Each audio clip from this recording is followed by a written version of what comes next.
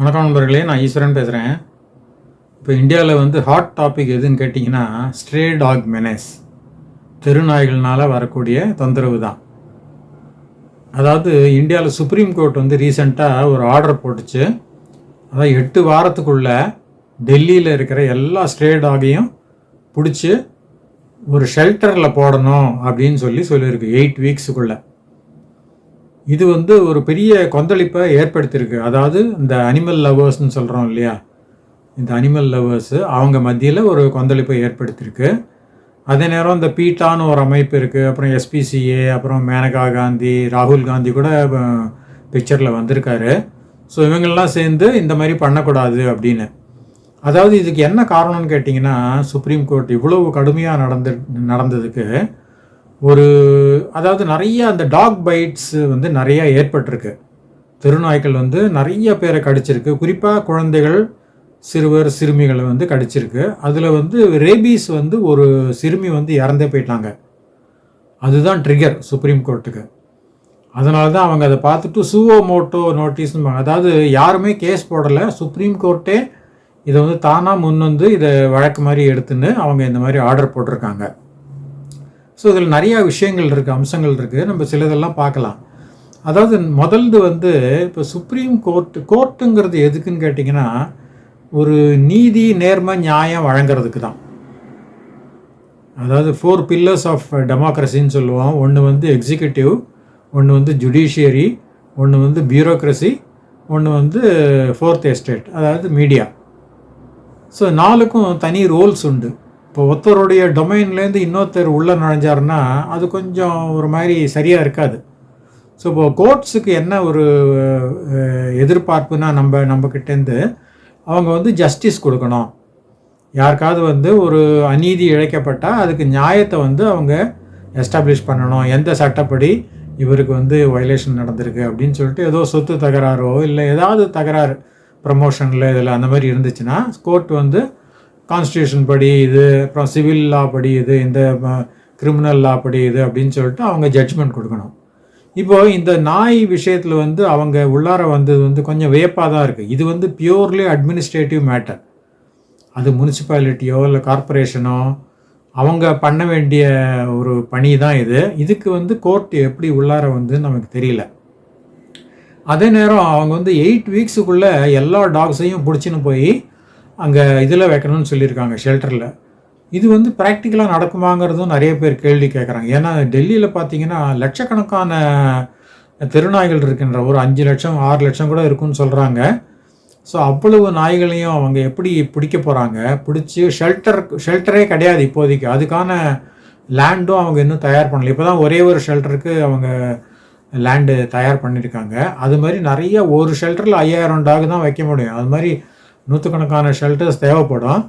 இவங்கெல்லாம் எப்போ அதை அரேஞ்ச் பண்ணி எப்போ அந்த நாயெல்லாம் பிடிச்சி உள்ளே போடுவாங்கன்னு தெரியல.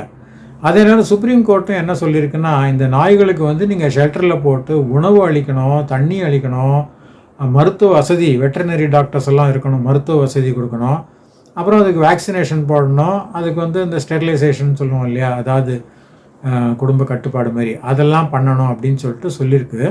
அதே நேரம் யாரும் இந்த மூவுக்கு எதிராக எந்த ஆக்டிவிட்டி ப்ரொடெஸ்ட் பண்ணுறது அதெல்லாம் பண்ணுறதுன்னு பண்ணிங்கன்னா it will be considered as contempt of court அப்படின்னு சொல்லி அனிமல் ஆக்டிவிஸ்ட்டு அவங்கெல்லாம் யாருமே இதுக்கு எதிர்ப்பு தெரிவிக்கக்கூடாது அப்படின்னு சொல்லியிருக்கு.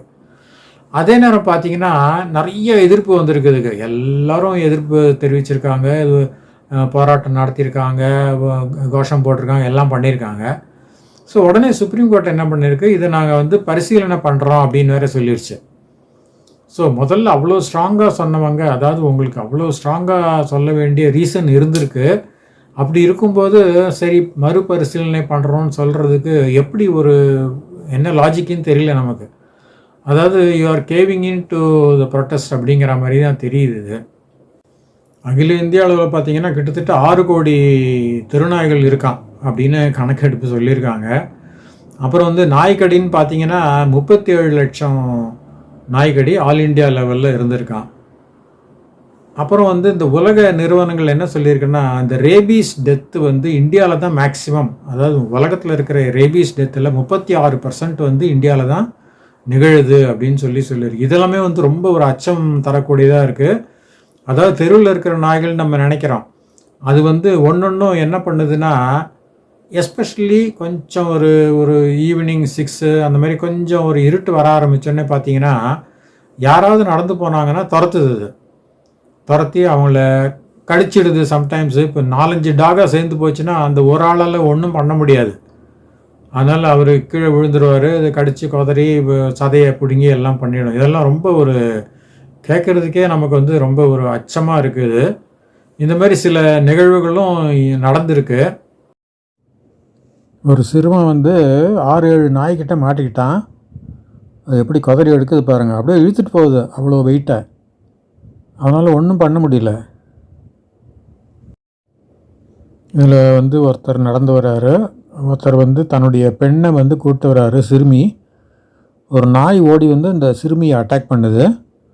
இவங்க 2 பேரும் அதை பிடுங்க பார்க்குறாங்க. ஆனால் ரொம்ப ஃபெரோஷியஸாக இருக்குது. அது சிறுமியை விடுற மாதிரி இல்லை.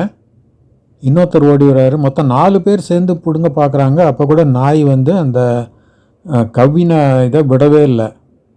இவங்க ரொம்ப முயற்சி பண்ணி ஒரு வழியாக சிறுமியை வந்து நாய்கிட்டேருந்து பிரித்து எடுத்துகிட்டு வந்துட்டாங்க. அவ்வளோ ஃபெரோஷியஸாக இருக்குது. பள்ளி மாணவியை நாய்கள் துரத்துது. ஆனால் அவங்க மற்றவங்க வந்து காப்பாற்றிட்டாங்க. சைக்கிளில் வந்த ஒரு சிறுவனை வந்து நாய் அட்டாக் பண்ணுது.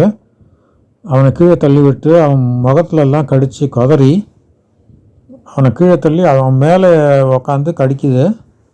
ரொம்ப உயிருக்கு போராடுற மாதிரி தெரியுது அந்த பையன். ஒரு வழியாக தப்பிச்சு ஓடிடுறாரு.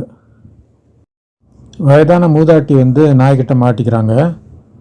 2-3 நாய் வந்து அவரை கீழே தள்ளிவிட்டு அவரை கடித்து கொதறி முடியை பிடிச்சி கடித்து எல்லாம் பண்ணி அப்படியே சுத்தராக இருப்பாருங்க அவங்க. இதெல்லாம் ரொம்ப மோசம். இவர் வந்து முகத்திலே கடித்து இழுக்குது. அவர் விழுந்துடுறாரு. அப்போ கூட நாய் விடுறதா இல்லை. மோட்டார் சைக்கிளில் போனாலும் நாய் வந்து துரத்தும். தப்பிக்கணுன்னா நாய் மேலே தள்ளி விடணும். அதாவது பலதரப்பட்ட மக்களுடைய ரியாக்ஷனும் வந்து வேறு வேறாக இருக்குது. அதாவது இந்த டாக் லவர்ஸ்ன்னு சொல்கிறோம் இல்லையா, இந்த அனிமல் ஆக்டிவிஸ்ட்டு, அவங்களுக்கு சப்போர்ட்டாக இருக்கிறவங்க அவங்க என்ன சொல்கிறாங்கன்னா, அனிமல்ஸுக்கும் நம்மளை மாதிரி ஈக்குவல் ரைட்ஸ் உண்டு, அதனால் அவங்கள வந்து நம்ம கொல்லக்கூடாது, அவங்களுக்கு இம்சை கொடுக்கக்கூடாது அப்படின்னு சொல்கிறாங்க. அதாவது இவங்க என்னன்னா, இவங்க வந்து ஆக்சுவலாக என்ன நடக்குதுன்னு புரிஞ்சிக்கல. அதாவது யாருமே வந்து இந்த நாய்கள்லாம் கொன்னுடு அப்படின்னு சொல்லவே இல்லை. கொண்டு தனியாக ஒரு இடத்துல வைங்க, ஷெல்டரில், அதுக்கு ஃபுட்டு கொடுங்க, வாட்டர் கொடுங்க, மருத்துவ வசதி கொடுங்க அப்படின்னு தான் சொல்லியிருக்கு. ஸோ அதனால் ஒரு பிரச்சனைனா அது என்னன்னு தெரிஞ்சிக்காமல் சில பேர் வந்து கமெண்ட் பண்ண ஆரம்பிச்சிடுறாங்க. அது சரியில்லை. 2வது வந்து இவங்களுக்கெல்லாம் இந்த பாதிப்பு ஏற்படலை இது வரைக்கும். இந்த அனிமல் லவர்ஸு, அனிமல் ஆக்டிவிஸ்ட், இவங்களுக்கெல்லாம் வந்து இந்த பாதிப்புக்கு உள்ளாகலை. அதனால் இவங்களுடைய இது பார்த்திங்கன்னா ஏதோ ஒரு எப்போவுமே சில பேருக்கு வந்து அந்த ஒரு பந்தா இருக்கும். அதாவது நம்ம வந்து அனிமலுக்கு ப்ரொடெக்டிவாக பேசணும், அதுக்கு சப்போர்ட்டிவாக பேசணும், அப்போ தான் நம்ம மதிப்பு அப்படி இப்படின்னு. இப்போ இதே இவருடைய ஒரு 3 வயசு 4 வயசு பெண்ணையோ ஒரு பையனையோ வந்து இந்த தெருநாய்க்கள்லாம் வந்து 7-8 நாய்கள் வந்து கடித்து கொதறி சதையை பிச்சு எல்லாம் பண்ணிடுச்சுன்னா இவங்க எப்படி பேசுவாங்கன்னு நமக்கு தெரியாது. ஸோ இப்போ எதுவும் ஆகாத வரைக்கும் வந்து இவங்க சரி வீட்டில் கூட அவங்க நாய் வளர்க்கலாம், செல்லமாக வளர்க்கலாம், அதுக்கு வந்து நல்ல உயர்தர ஃபுட்டு கொடுக்கலாம், எல்லாம் பண்ணலாம், அதுக்குன்னு தனியாக ஒரு கென்னல் மாதிரி வச்சுருக்கலாம், எல்லாம் பண்ணலாம், கொஞ்சம் உறவாடி எல்லாம் பண்ணலாம். பட் அது வேறு விஷயம். இப்போ தெருவில் போகிறச்சே நம்மளை ஒரு நாய் கடிச்சிடுது, நமக்கு அதனால ரேபீஸ் வருதுன்னு வச்சுங்களேன், அது வந்து ரொம்ப ரொம்ப ஆபத்தானது. ஸோ அந்த மாதிரி பாதிக்கப்பட்டவங்களுடைய மனோநிலையை வந்து இவங்க புரிஞ்சுக்கணும். அதுதான் ரொம்ப முக்கியம். இன்னும் சில பேர் சொல்லுவாங்க, நிறையா ரேப் நடக்குது, நிறையா மாலஸ்டேஷன் நடக்குது, நிறையா கத்தி காமிச்சு கொள்ளையடிக்கிறான், அதெல்லாம் நடக்குது, இதெல்லாம் கிரிமினல் செயல் தானே, அது மாதிரி நீங்கள் அவங்களையும் பிடிச்சி கொண்டு போய் எங்கேயாவது ஷெல்டரில் வைக்க வேண்டியதானேம்மா. இதெல்லாம் வந்து ஒரு விதண்டாவாதங்க. சப்ஜெக்ட்டுக்கும் அதுக்கும் சம்மந்தமே கிடையாது. அது வந்து கிரிமினல் குற்றம். இந்த ரேப் பண்ணுறது, மாலஸ் பண்ணுறதுலாம் கிரிமினல் குற்றம். அதுக்கும் இந்த தெருநாய்க்கும் சம்மந்தமே பண்ண முடியாது. ஏன்னா தெருநாய்களுக்கு வந்து அது தெரியாது, நம்ம கிரிமினல் ஆக்ட் பண்ணுறோமா சிவில் ஆக்ட் பண்ணுறோமான்னு தெரியாது. அது வந்து ஒரு வெறி வந்ததுன்னா பிடிச்சி கொதறிடும், யாராக இருந்தாலும், யாருன்னு பார்க்காது அது. அதனால் எதையும் வந்து கம்பேர் பண்ணுறது வந்து ஒரு சரியான ஒரு அணுகுமுறை கிடையாது. இந்த மாதிரி நாய்களுக்கு தெருநாய்களுக்கு ஆதரவாக பேசுகிறவங்கள மற்றவங்க என்ன சொல்கிறாங்கன்னா, நீ என்ன அவ்வளோ பேசுகிறியே, நீ அட்லீஸ்ட் ஒரு 2 தெருநாயை எடுத்து நீ அடாப்ட் பண்ணிக்கோ, வீட்டில் வச்சுக்கோ, அதுக்கு நீ நல்லா சாப்பாடு போடு, தங்கிறதுக்கு ஒரு இடம் பண்ணி வை, கென்னல் மாதிரி பண்ணி வை, அதை வாக்கிங் கூப்பிட்டு போ, எல்லாம் பண்ணு, தெருவில் விடாத அப்படின்னு சொல்கிறாங்க. ஆனால் அதுக்கு இவங்களாம் தயாரில்லை. இவங்கள பொறுத்த வரைக்கும் அது பாட்டில் தெருவில் இருக்கட்டும், ஆனால் நான் அதுக்கு சப்போர்ட் பண்ணுவேன் அப்படிங்கிற பாணியில் தான் அவங்க பேசுகிறாங்க. இப்போ தெருநாயில் இருக்கிறதுக்கு அதாவது அதுக்கு ஃபுட்டு கிடையாதுங்க, அது தேடி தான் சாப்பிட்ணும். எங்கேயாவது யாராவது எச்சையில் போட்டாங்கன்னா போய் சாப்பிடும் அது. அதனால் அஷ்யூர்டு கிடையாது ஃபுட் அதுக்கு. அதே மாதிரி தண்ணியும் அதுக்கு அஷ்யூர்டு கிடையாது. யாருமே தண்ணி எக்ஸப்ட் அந்த சில பேர் பண்ணுறாங்க, அது வேறு விஷயம். பட் ஜென்ரலாக பார்த்தீங்கன்னா ஆல் ஓவர் இந்தியா அது பாட்டில் சுற்றின்னு இருக்கோம். எந்த தெருவில் இருக்கும், பக்கத்து தெருவில் போவோம், 3வது தெருவுக்கு போவோம், எல்லாம் போவோம். எங்கே என்ன கிடைக்குதோ அதை சாப்பிட்டு தூங்கும். திடீர்னு ஏதாவது டிராஃபிக்கில் அடிபட்டு சாகும். ஸோ இந்த ரிஸ்கெல்லாம் இருக்குது அதில். அதே நேரம் ஷெல்டரில் போனாங்கன்னா இந்த ரிஸ்கெல்லாம் கிடையாது. அந்த மாதிரி எந்த விதமான ஆபத்தும் அது எதிர்கொள்ளாது. இன்னும் சில பேர் வேதாந்தங்கள்லாம் பேசுவாங்க, சித்தாந்தம் வேதாந்தங்கள்லாம் பேசுவாங்க. அதாவது இந்த பூமி ஒரிஜினலாக அனிமல்ஸுக்கு தான் இருந்துச்சான். காடு மரம் அந்த மாதிரி தான் அனிமல்ஸுக்கு தான் அது ஹேபிட்டேட்டாக இருந்துச்சான். நம்ம தான் மனிதர்கள்லாம் அந்த அனிமல்ஸை துரத்தி விட்டு நம்ம வீடு கட்டு வாழறோமா, இப்படி சில பேர் சொல்லுவாங்க. அதாவது அனிமல்ஸுக்கு தான் முதல் ரைட்டு, நமக்கு கிடையாது, நம்ம ஆக்கிரமிப்பாளர்கள் அப்படின்னு சொல்லுவாங்க. ஆனால் சொல்கிறவங்களே பார்த்தீங்கன்னா, எங்கடா நல்ல ரியல் எஸ்டேட்டு விலை ஏறும்னு சொல்லிட்டு அந்த இடத்துல போய் நல்லா கிரவுண்டு வாங்கி வீடு கட்டி அமக்கலமாக பெரிய பங்களா மாதிரி கட்டி வாழ்வாங்க. ஸோ இது ஒரு இரட்டை வேடம் மாதிரி தான் தெரியுது. அதனால் இதில் ஒன்றும் சத்து கிடையாது இந்த ஆர்குமெண்ட்டில். அதே நேரம் நாய்களுக்காக ஒரு போராடுறவங்க ஒரு விஷயத்த ஞாபகம் வச்சுக்கணும். யாரையாவது இவங்க ரொம்ப மட்டமாக பேசணுன்னா, கண்ட நாய்க்கெல்லாம் நான் பதில் சொல்ல முடியாது அப்படிம்பாங்க. கண்ட நாயெல்லாம் என் வீட்டுக்குள்ளே வரவானா அப்படிம்பாங்க. யாராவது பிடிக்கலன்னு வச்சுங்களேன், கண்ட நாய்க்கு நான் கதவு திறக்க மாட்டேன் அப்படிம்பாங்க. அதாவது நாயை ஒரு சீப்பாக அவங்க ட்ரீட் பண்ணுறாங்க.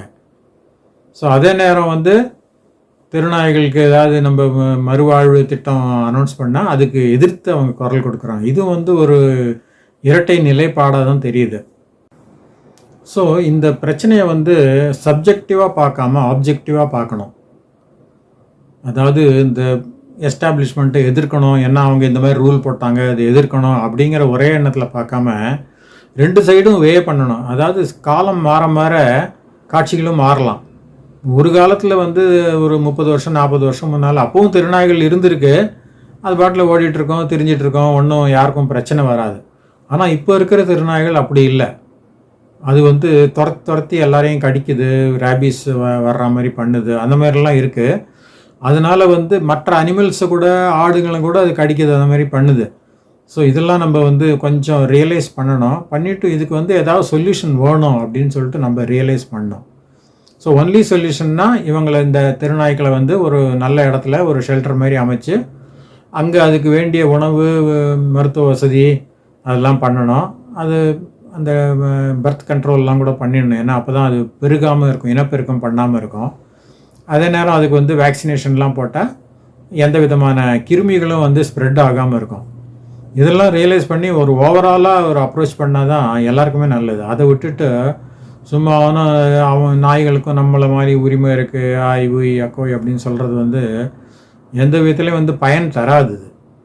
ஏன்னா பாதிக்கப்பட்டவங்களுடைய மனோநிலையில் இருக்கணும். ஒவ்வொரு குடும்பமும் பாருங்கள், ஒரே ஒரு பெண் குழந்தை இருக்கும், 6 வயசு ஸ்கூலுக்கு போயிட்டு வந்துட்டுருக்கோம். அப்போ நாய்கள் பாஞ்சு அதை குதறி எடுத்து அது இறந்தே கூட போயிடுறது. சம்டைம்ஸ் ரேபீஸ் வருது, பர்மனெண்ட்டாக லைஃப் டேமேஜ் ஆகிடுது அதுக்கு. ஸோ இதுக்கெல்லாம் என்ன காரணம்? திருநாய்கள் தான் காரணம்.